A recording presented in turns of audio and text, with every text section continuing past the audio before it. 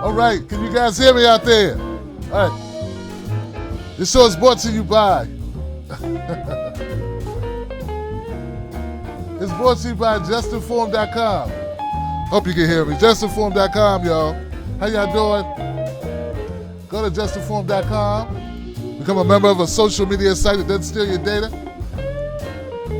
Make sure my Facebook's in the house.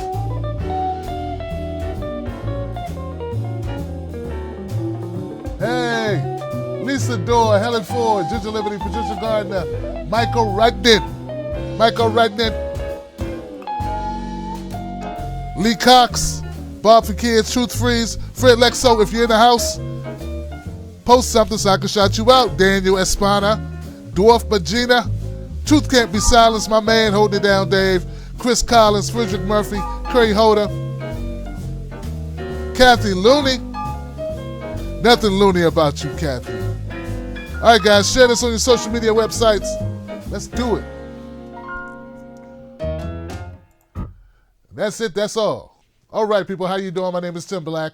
Welcome, everybody. My name is Tim Black. Welcome.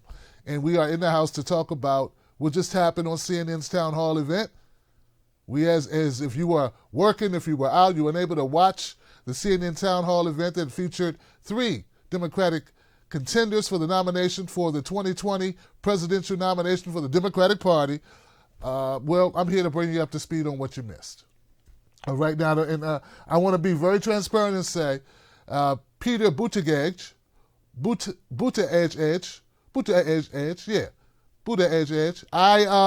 he went last and only watched a portion of his town hall. Okay, so I can't give you all the synopsis on that. What I really want to talk about is Tulsi Gabbard, but I did watch 3/4 of John Delaney, a former congressman out of Maryland, my state.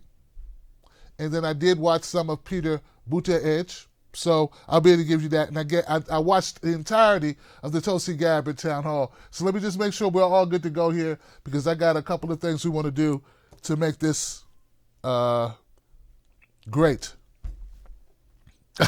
All right, so guys, first things first, guys, I am not affiliated in any way with the Tulsi Gabbard campaign. I am an independent voice.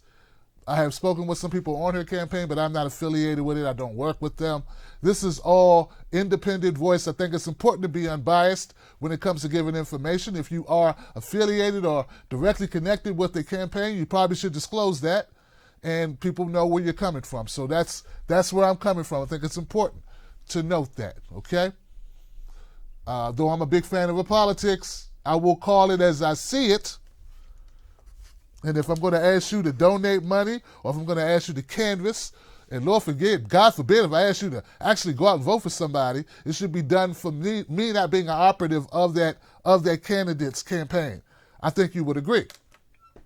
All that being said, all that's out the way, on the side of ethics, I would just want to say, first of all, John Delaney went first. And folks, Republican light.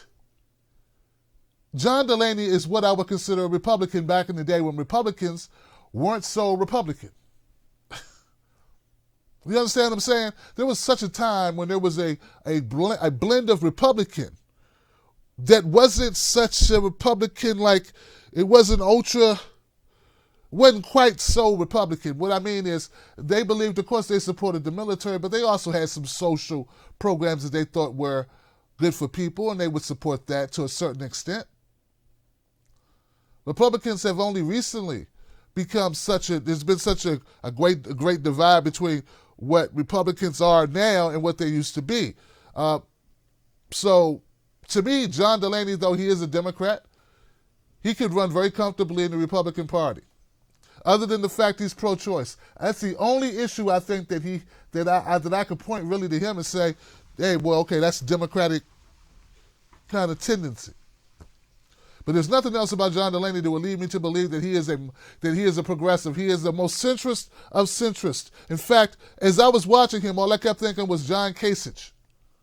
Anybody else watch him? Anybody else seen Delaney talk and thought Kasich, former governor out of Ohio, ran in 2016? Anybody see that? Am I the only one? Am I the only one who saw that? A. Mayer says that Delaney is a limousine liberal. Give it up for A. Mayer for calling that one right. That's what it is. So I just want to get that straight. Just make sure that you know you didn't miss anything if you didn't see that, unless you wanted to see what a limousine liberal is, what that looks like. Someone said he looked like he was on cocaine of some kind. I don't know about that. I don't want to disparage him, but he was very hyped up. He was very hyped up. He wouldn't stand still. And it's very important to be very poised. Okay? And I'll say this. So there wasn't much. There was one part of Delaney's town hall, one part of it that it really stuck out to me, and I tweeted about this, guys. You gotta follow me on Twitter, because I live tweet. I say, stuff that keeps you up to date. You might be at work or out, taking care of kids, whatever you're doing, and you can kind of keep up with me, because this is my job. This is what I do. So I kind of update you, like a football score or a basketball score or a soccer score, whatever sports event, like you want to just check the score, you're doing something else. Well, I'm that guy. You can just follow me at Real Tim Black on social media, on Twitter, and I'll be live tweeting. That's what I do. Okay, so I just want to make this clear, guys. Okay, so there was one part they were talking about student debt. And Delaney has all these canned responses because he's been in Iowa for almost a year, like trying to get his sea legs under him, make himself, campaign friendly. He's been in the gym working it out, in Iowa. He's been to New Hampshire. So he's been in the streets, and you would think that he would be totally seasoned and just ready to go. But I tell you, he was jumpy. There is such a thing as being overly prepared. Anyway, so back to the student debt thing. He said something about student debt that really threw me, because he was like, in our country, student debt is so bad, it's so horrible, that even if you file bankruptcy, you can't discharge the student debt. I mean, that doesn't make any sense why our country is that way. And Jake Tapper was, are you saying that you want to change that? And he was like, no, I just wanted to point out the corruption. And that to me like totally crystallizes what I'm talking about when it comes to Delaney. He don't want to make the big changes. Oh no, screw a big change. He don't want to have the bold initiatives that would get people excited. Just imagine if people had said, I believe we need to get rid of it, and I'm going to fight. I'm going to do everything I can to use all of my capital, as if you elect me as your president, to go in and get that handled. Because if you are a student, you should not be saddled with debt. If everything else, you lose everything else, you're losing everything, you got to file bankruptcy. The last thing you need, you want a clean start. I think you should be given a clean start. And that should include this overpriced tuition. Until we can get tuition down, if you file bankruptcy, well, we should let that go away too. And I'm going to fight tooth and nail for it. And people would have stood up and clapped. They would have been like, wow. Now, of course, Jake Tapper wouldn't have clapped. Jake Clapper, Cake Japper wouldn't have clapped, but you're there for the people. You're not there for Jake Tapper. So Jake Tapper did do a follow-up question, and he asked Delaney. He said, Delaney, so are you saying you're trying to get rid of it? He said no. So that to me is a spoiler. And that is a total encapsulation of what we deal with when we deal with incrementalist. When we deal with middle of the road, unexciting. There was a game called Twister. And basically it was like soft spin the bottle. For people who were scared to play spin the bottle, it was like that's what Twister was, right? Twister, you get caught up in the knot, you put your foot on it. So that's what Delaney is. Basically, the Americans want the real thing, and Delaney's not the real thing. So now, moving past Delaney, before we get to Tulsi Gabbard, because I know that's why you're here, but I just want to set the stage. So I sat through watching this guy, totally uninteresting, and then Peter Buttigieg, he went. And he was better than Delaney. In fact, I could have watched all of Peter because Peter was interesting. He was more natural in his presentations. And and Kyle Kalinske tweeted to me, I think, I saw a tweet from Kyle Kalinske that said, well, Peter is a real strong defender of Medicare for all. So I like that about Peter. I don't know much else about him. I know he's a mayor and that he has some progressive values. And if he's elected, he would be the youngest. If he's nominated, if he wins the nomination, he'll be the youngest because he's 37, just like Tulsi Gabbard. He'd be the first openly gay nominee. And he's also an Afghanistan veteran, a veteran from Afghanistan. So that's what I know about Peter. Okay, so let's move on to Tulsi Gabbard. All right. We all warmed up. Let's get into Tulsi Gabbard. Tulsi Gabbard showed you why she needs to be on that stage. I said Tulsi Gabbard shows that she has the poise. Now, I've seen her being poised in other situations. She was very relaxed when she was on Morning Joe, though she was being attacked on the left and the right by the corporatist, I don't even know what you want to call Mika and Joe Scarborough and this other lady. But when she was on Morning Joe, when she was being attacked, she was very poised. And I said, wow, Tulsi is very collected and very calm. Then when she went on The View, she was the same thing. They were throwing allegations at her. You're an Assad puppet. You're all of these horrible things. And she was poised. She was relaxed. She was calm. But it wasn't just poised and relaxed. She was purposeful. She didn't just talk. Tulsi Gabbard tonight, I think, demonstrated the best of Tulsi Gabbard. The Tulsi Gabbard that we needed to see on the national stage in front of the whole world. I think her command of the issues. I think that she embodied it tonight. She brought it home. And this is when you got to do it. It doesn't matter how good you are. If when you go up on the world stage, if you can't keep it tight, if you can't deliver when it's time to deliver. And frankly, that's what separates the winners from the losers. It's not just intent. It has to be, can you execute when it's time to execute? All right, so that's what she displayed today. I would like to share a couple of clips on a couple of topics because I want to show you what I mean and why I say this. I'm not just saying this, like I said, I support her campaign. I think that Tulsi Gabbard is a dynamic politician. I think that she is, she gives off this air of sincerity and realness, and her foreign policy, I think, is almost second to none.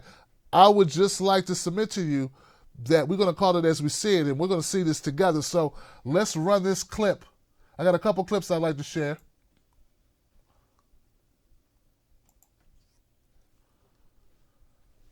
Okay, a couple clips I'd like to share.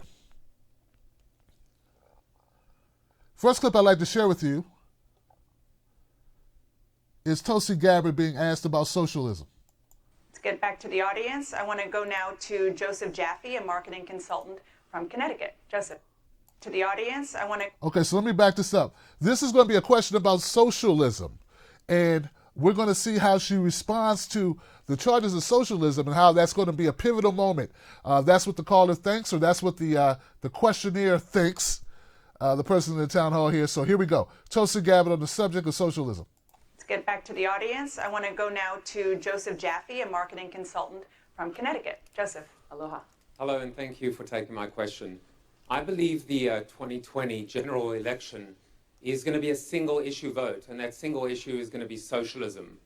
Right now, the Democratic legacy is being warped and repositioned as a socialist agenda. So Congresswoman, my question for you is as follows. How will you counter this perception? Because as they say in marketing, perception is reality. Yeah. And in doing so, restore the democratic ideals to their original truths. Yeah. It's an important question, and we do this by not falling into this trap of labels that is being set and focusing first and foremost on the people. Right. So you can, and people use all kinds of labels to name this or to name that, and if you pay attention, you'll notice the only reason they're using those labels is to try to pit one group of us against the other, is to try to tear one part of our country away from the other, to divide us as a nation. This goes against the very principles that our founders had for us as a United States of America. And so it's important for this reason and for every other reason why we get into public service to focus first and foremost on serving the people of this country by providing the services and the care, the best care that we can, meeting those needs, working together, bringing the diverse ideas that we have to find that best solution, whether those ideas are coming from Democrats or Republicans or independents, taking away all of those barriers and say, how can we best serve? That is our mission, and that's what I'll deliver on as your president. Thank you. Thank you. Congresswoman, I understand what you're saying about labels, but that's how we define and understand where people come from ideologically and philosophically. So what about capitalism? Are you a capitalist? See, here's the thing with all these labels and as you said, how they're used to define people and where they're coming from. But as you see, so many of these labels are misused, misunderstood to the point So how would you define where people yourself? don't have any idea what they even mean anymore. So you're not a capitalist? I'm an independent-minded person. I'm a Democrat, and my sole focus and purpose is to figure out how we can best serve the people of this country. Okay.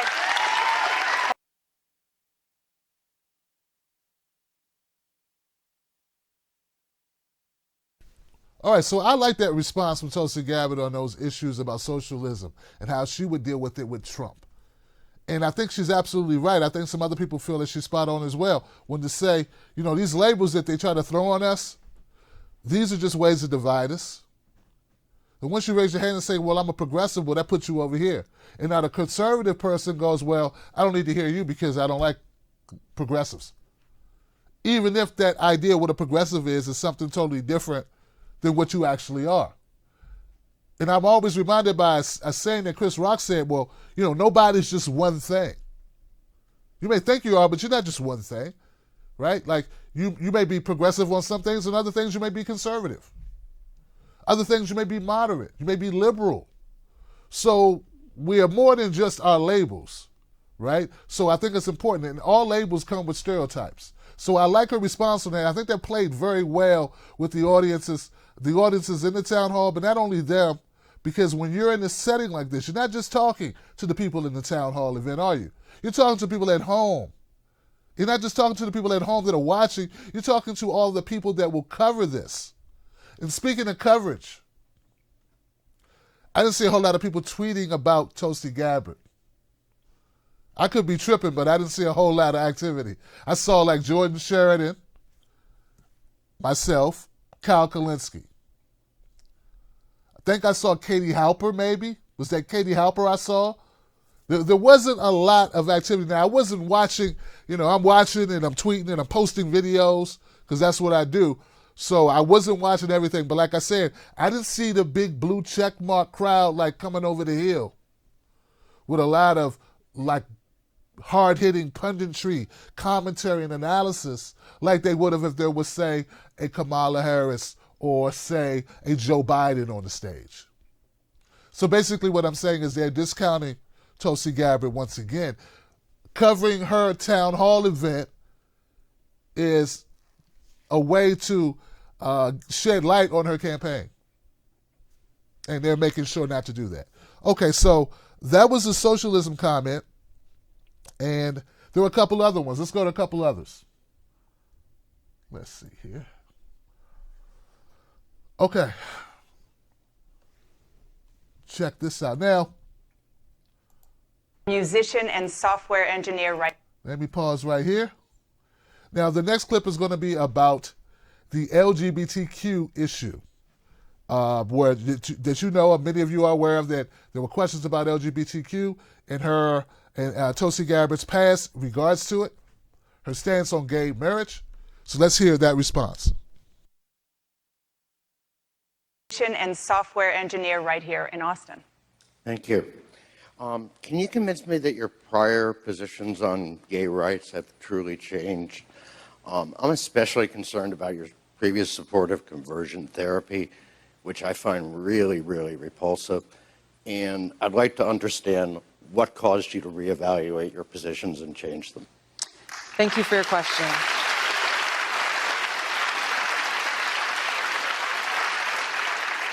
I want to correct the record on something that's very important that you raised. I personally never supported any kind of conversion therapy. I never advocated for conversion therapy. And frankly, I didn't even know what conversion therapy was until just the last few years. I think it was when I was first running for Congress when someone was asking me about it. I was raised in a very socially conservative home. My father is Catholic. He was a leading voice against gay marriage in Hawaii during that time. Again, I was very young, but these were the values and the beliefs that I grew up around. My own personal journey, as I went out in different experiences in my life, especially going and deploying to the Middle East, where I saw firsthand the negative impact of a government attempting to act as a moral arbiter for their people, dictating in the most personal ways how they must live their lives. And so it caused me to confront that contradiction, where as a soldier standing for freedom for all people here in this country, but also how that contradicted with some of those values and beliefs that I grew up with. I also served with gay and lesbian and trans service members, and we became very good friends and knew in the most deep and visceral way that I would give my life for any one of them. And I knew that they would do the same for me. And serving there overseas, being in a place where race or religion or orientation, these were things that didn't matter because we were focused on our mission of service. So these experiences caused me to go through some soul searching myself. And so I ask you to look to my record in Congress now for over 6 years, where it is a reflection of what is in my heart, and it's a reflection of my commitment to fight for equality for all people. I have a 100% legislative rating from the Human Rights Campaign that reflects on a whole variety of issues and pieces of legislation how I have carried through on that commitment, which will continue as President and Commander-in-Chief.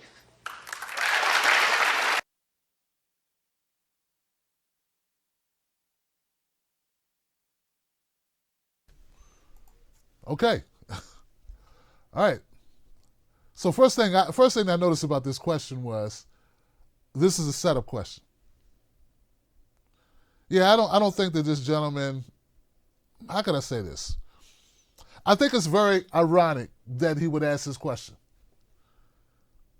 CNN is posing this question because, as I stated in the outset, right, before I played you the clip, right, that there was conversation, they had already been coming at her about these comments or about her stances back when she was in her early 20s. She's almost 40 now.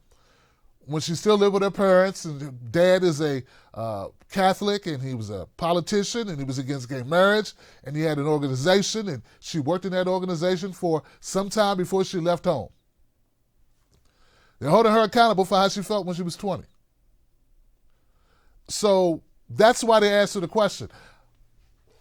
Look, isn't it funny, isn't it amazing that the questions that they ask are the questions that make the candidate, in an attempt to make the candidate look as bad as possible. Now, it's not done with all candidates, but I think it's fair game. I think it's fair to ask the question that maybe people, just because we are political animals or we pay attention to politics, doesn't mean everyone else does. So maybe I think it's fair. I'm kind of torn, like, yeah, you should be asked this question, I guess. I like the way she handled answering the question. She made it real. She gave you context that explains why she would have a change of heart. Unlike Hillary Clinton, when they asked her, well, why did you change your opinion about gay marriage up until like 2012 or 2014 or whatever crazy number it was, Democrat Party had no problem with Hillary Clinton being against gay marriage up into the mid-2000s, 2010, 12, or whatever. But Tulsi Gabbard can be 20 years old, and this is all they keep going, well, one of the issues they keep going at her about. The other one we're going to talk about in a minute. Before I move on, before I go too far with that critique, let me say this, guys. Isn't it amazing that no one asked her about how she felt about reparations? Yeah, it's kind of amazing because Tulsi Gabbard signed H.R. 40. So it would have been kind of cool if they would have asked her about reparations. Because you know they love asking Bernie Sanders about reparations. But see, Tulsi Gabbard signed H.R. 40 is in support of the study to find out, to equate, to analyze, to make an analysis of how best to implement reparations, what that would look like. She supports that bill. But so it's not, so they see no win in giving her an opportunity to address that, to express it. So look, I got a little egg on my face because I was talking to some folks, I was talking to somebody connected to the campaign. I was like, this is great. Please address this issue on CNN. Let them know that you signed, that Tulsi Gabbard has signed this document, this resolution. This is going to be great because all of these folks, all of the ADOS folks, and I support ADOS, I support reparations. All these folks want to know if they got a candidate that supports it. But see, this is my point, guys, and I've been trying to tell you, they don't care about helping you get exposure to that issue. They will only use the issue you care about if it can hurt progressive candidates. That's it. Case in point, if they really cared about broadening the conversation, if you had been so, if your activism on this issue had done such a great job that these people felt like this is so bubbling, we gotta address this. Why didn't they ask Tulsi Gabbard about it? She could have had a thorough conversation about it. She supports the legislation. It's because it's not that they support you. It's not that they want to get the word out. It's not that the fever on the internet, the fever, the groundswell of support from people in the ADOS community is so high that they can't ignore it. It's that they have used it only to beat up on progressive candidates. And if a candidate leans in and supports it, well, they can't use it anymore. So, to your point, Bernie's going to need to lean in on that. All right, back to Tulsi Gabbard. I wish they would have gave her the opportunity to increase awareness about how she feels about reparations and how she feels about social justice, how she feels about criminal justice reform. It would have been great but see, a report came out that showed that Tulsi Gabbard needs to work harder on her black outreach, that she is not polling of all the other candidates, according to this poll. Now, we know how polls are, right? We know polls aren't gospel, so I'm not saying they are. But if we're going to say, okay, maybe the poll has some validity, okay, that would be us giving the poll some credibility, okay? I'm not saying the poll is accurate, but we have to, for me to make this point, I'm going to have to use the poll, okay? What I'm saying is if the poll is accurate, right, that would stand the reason why they wouldn't ask her a question about social justice, why they wouldn't ask her a question about reparations, why they wouldn't ask her a question about H.R. 40, why they wouldn't, because the last thing they want to do is actually help her. And that's been my contention. That has been my argument. They take your vulnerability and use it against you. They take away your strength when you are progressive. When you are Hillary Clinton or you are Joe Biden, or even if you are Kamala Harris, they let you slide on it. All right, so I'm going to go on to the next clip. So anyway, Tulsi Gabbard, I think she did a great job on this, answering this question. I think it was her explaining how being in close quarters, close proximity to people in the LGBTQ community, people that she would risk her life for, that she would lay her life down for, and people that would lay their life down for her, open her up to a whole nother world that she hadn't experienced. And if people are honest, and I mean really honest, when you live at home with your parents, when you are a young adult and you haven't gone out into the world, the influence of your parents and of a religion, God, come on, guys, it's a great influence. Me being an individual who grew up in a household where a parent was a Jehovah's Witness, who went to Bible studies 3-4 days a week, who was that guy the young kid coming to your door asking you, do you want to live forever? You want to live forever? You want everlasting life? I can attest that when you live in a household that's religious, you will conform to that religion, and only after you left. I had to leave home to leave that religion. I left home at 16. So basically what I'm saying is Tulsi Gabbard answered that question the best way I think you could answer it. It was human. I think it was moving. I think she humanized herself. And she humanized herself, guys, and I don't want to beat a dead horse, but I got to say this. Tulsi Gabbard humanized herself in a way that Hillary Clinton was incapable of doing. That's why I tweeted out, guys, that I felt that that question about LGBTQ that was supposed to be a gotcha question, she got them. Yeah, Tulsi Gabbard got them because I think she humanized herself to an extent that I don't think that, I do not believe that Senator Elizabeth Warren, I do not believe that Kamala Harris can reach that level of sincerity. I don't think they can give you that feeling of true, no airs, no coaching, no mechanics, no robotics, no AI, right? Just genuine authenticity. And that's what I think that she displayed here. So that's how I see it. Let me know how you saw it in the comment section. I have another clip, okay? I got another clip. I just got all these clips, man. I got all these clips. I'm loading up the clips, right? You know, what's that group from the clips? All right, let me let it go. All right, so my next clip, guys, it's going to be about Ilhan Omar, okay? Ilhan Omar, when we know they were saying that Ilhan Omar was anti-Semitic. So let's go to that clip when Tulsi Gabbard responds to this question. All right?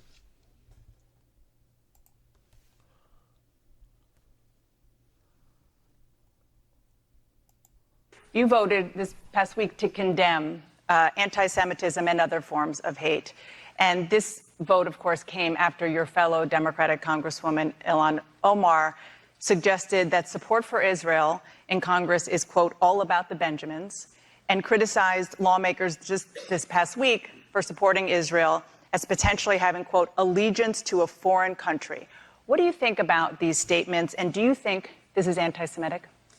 Well, let's look at the bigger issue here. The bigger issue is, there's a couple actually, of making sure that as members of Congress and as people in this country, we can have open dialogue about our foreign policy. You know, as there are criticisms levied about dual loyalty, again, as I mentioned in the last question, I've been on the receiving end of those types of attacks, so I can understand how offensive they can be, where just because I am a Hindu, people assume that therefore I must be loyal to some other interest or some other place. But what about these specific statements? You're talking broadly. These specific statements, were they anti-Semitic?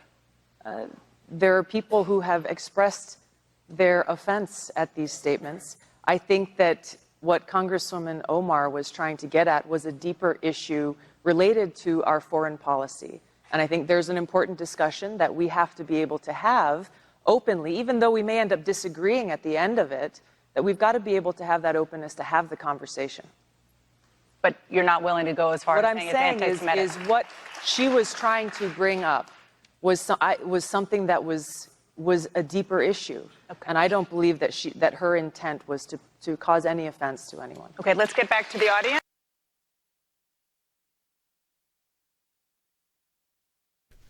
All right.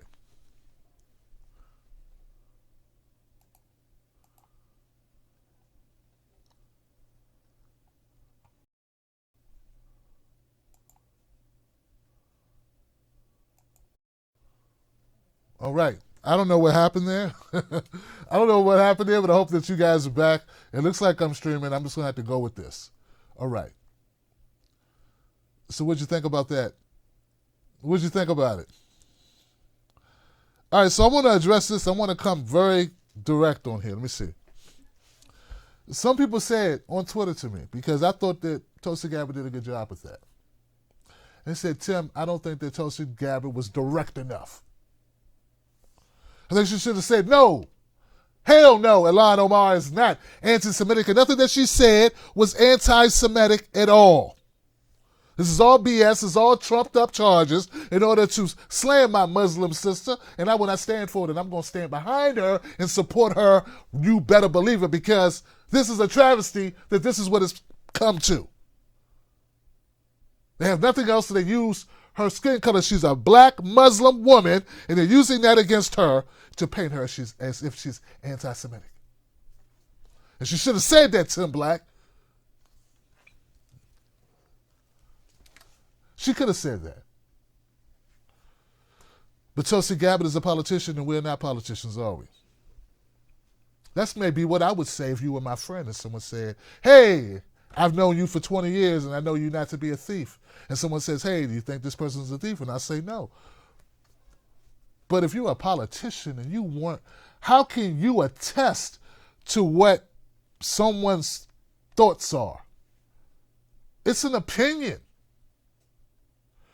I think that Tulsi Gabbard answered this question the best way she could when she said, I do not believe that that was her intention. I think that she was criticizing lobbying, a lobbyist organization that we know is a lobbyist organization. If she said the same thing about the NRA, you wouldn't have, no one would talk about it. Which is kind of the point, right? If she said the same thing about the fossil fuel industry, Big Pharma, Wall Street, Northrop Grumman, the military-industrial complex, the private prison industry. So many industries, we keep going on and on and on. So you would not make that claim. Hey, just because somebody doesn't like the Lakers doesn't mean they don't like black basketball players. Same thing here. So I think Tulsi Gabbard did a good job. In fact, I was just glad that she didn't do a word salad. Like, you know, I'm glad she didn't start word salading. And worse would have been, worse than the word salad, that we are so accustomed to with Kamala Harris and so many others, and Cory Booker and so many others, Elizabeth Warren. Elizabeth Warren gets a little word salady too. Come on. Is that she did not outright she didn't throw a line under the bus, and I'm glad she did not, because that's what they wanted to do. I think that's why Dana Bash went back at her 3 times. And believe you me, they want to paint Tulsi Gabbard as anti-Semitic too. If she gives them anything, they will use that. They will use that on her because it's very effective. It's very effective. So I'm glad that Tulsi Gabbard responded in the way that she did. I'm glad that she would not buckle. And I like when someone asks her a dumb question, she doesn't get mad. She just, oh, okay. Like I said, if she just smiles, this is pleasant. No glaring, no fake, none of that. So I know the bar is low. Hillary set a low bar, but I'm just saying I like the fact that she has the composure to poise. And maybe it's from her religious background. I think we all could use a little bit of Hinduism in us if that's what you get from it, a poise and a calm collection. Or maybe it's because she put her life on the line and she's been in very tough situations. She's talked about that, about being being deployed and having much bigger issues than Donald Trump to deal with. So I think that is, uniquely qualified her for these moments. And I think this is just one of many moments. One of the commenters on my Facebook, or could have been my YouTube, they pointed out, I think it was Kerry Holder. Kerry Holder, thank you. Kerry Holder pointed out that Tulsi Gabbard gave a remarkable response about military personnel being sexually assaulted. And now she did this later. Like, I was busy tweeting, right? I watched it, but I'm going to tell you guys, Tulsi Gabbard really showed up to play today. She really showed up. When I say play, I don't mean play a role, but she showed up to be her best self. Now, it wasn't perfect. There was a couple of little glitches here and there. That's fine, though. Little glitches show that you're being authentic, I think. Too much perfection is probably not what you want to look for.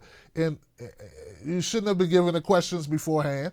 And you should be able to, collect yourself. So, but her response, I just tell you, her response to the military personnel, the vet who was asking about sexual assault in the military, I think she did an excellent job on it, guys. So I don't have that clip ready. I'm sorry I don't have that to share with you. I kind of pushed it with the 3 clips I just played, but I want to encourage you to go check that out if you get an opportunity to. I think if you like Tulsi Gabbard now, you're gonna love her more when you watch this clip. Okay, I think you're gonna know that you have a candidate that can be authentic, and it can be. She can show emotion without pandering. I felt no pander. Like, oh, I guess I just got to give you my vote because you're a woman. I felt none of that at all. So it's all credibility. It's all realness. It's all sincerity. It's all qualifications. You get what I'm saying? So to wrap this all up, guys, Tulsi Gabbard tonight, in my opinion, demonstrated why she is a contender. When I say contender, there are people that are in this race that I don't feel are actually contenders. I don't believe that Julian Castro is actually contending, actually running for anything. Not even VP. He's not even running for, I don't even know why. I think he's there because someone said, get in this thing. Be good marketing so people know your name. So people like Tim Black, who would have no reason at all to say your name, will say your name. Say my name, say my name. That's why he's here. When I say that Tulsi Gabbard is a contender tonight, it's because she demonstrated when put on the stage that she can deliver, and she delivered a great response to a series of questions. So hats off to Tulsi Gabbard. I wish that she would have been given an opportunity to talk more, to strengthen her her rapport with people of color, women of color, with black folks particularly. Strong part of the Democratic Party base are black voters. I wish she would have had that opportunity. Also, to talk about criminal justice reform. But hey, that, like I said, that would have helped her. They're not there to help her. If anything, they want to stump her. So there it is. All right, guys, that's all I got. Remember, follow me at Real Tim Black on Facebook and Twitter.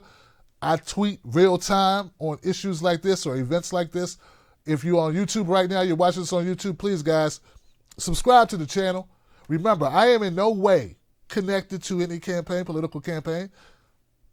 I may talk to or tweet or DM somebody, but I'm not on staff. I'm not paid, none of that. So whatever my commentary is, it is just what it is. I am you. All right, I'm you with a platform. That's it. So I called it like I see it, and the way I saw it, this was a very strong performance. If I had to give her out of 5, I'd give her a 4.5. I'll give her a 4.5 tonight. And I think that's a fair estimation of how she did tonight. All right, guys. I love you. I'll see you on the next one. Shout out to justinform.com. Become a member of a social media site that doesn't track your data. I'll see you tomorrow right here, 9 p.m. Eastern Standard Time for Tim Black Show. And check my YouTube for new video content. Stay safe, and like I always say, don't let nobody take your cornbread. Peace.